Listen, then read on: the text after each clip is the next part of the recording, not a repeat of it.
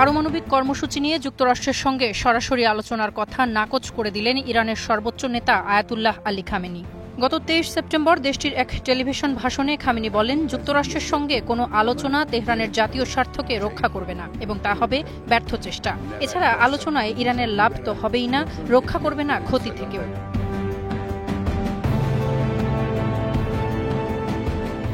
যুক্তরাষ্ট্রের সঙ্গে কেন আলোচনা নয়, এর পক্ষে একাধিক যুক্তি তুলেন খামেনি। দাবি করেন, আলোচনায় বসতে নানাভাবে চাপ তৈরি করে যুক্তরাষ্ট্র, কখনো কখনো চলে বোমা হামলাও। হুমকি মোকাবেলা না করে আলোচনায় সায় দেয়াকে দুর্বলতা বলেও উল্লেখ করেন তিনি।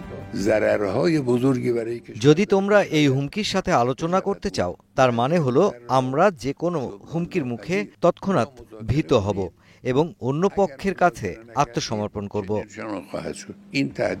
শুধু প্রতিশ্রুতি ভঙ্গ নয়, প্রতারণা এবং মিথ্যার আশ্রয় নেওয়া সহ যুক্তরাষ্ট্রের বিরুদ্ধে নানা অভিযোগের তীর ছোড়েন ইরানের এই সর্বোচ্চ ধর্মীয় নেতা। আমাদের বিপরীত পক্ষ সবকিছুতেই তাদের প্রতিশ্রুতি ভঙ্গ করে, সবকিছুতে মিথ্যা বলে, প্রতারণা করে, যে কোনো সময় সামরিক হুমকিও দেয়। ভাষণে ইরানের পারমাণবিক কর্মসূচির বিষয়েও খোলামেলা কথা বলেন খামেনি। জানান, ইরান পারমাণবিক অস্ত্রের অধিকারী হতে চায় না, এ ধরনের অস্ত্র তৈরির কোনো উদ্দেশ্যও নেই বলে দাবি করেন তিনি। ইরান কখনো চাপের কাছে নতি স্বীকার করেনি, সামনেও করবে না বলে স্পষ্ট জানিয়ে দেন খামেনি।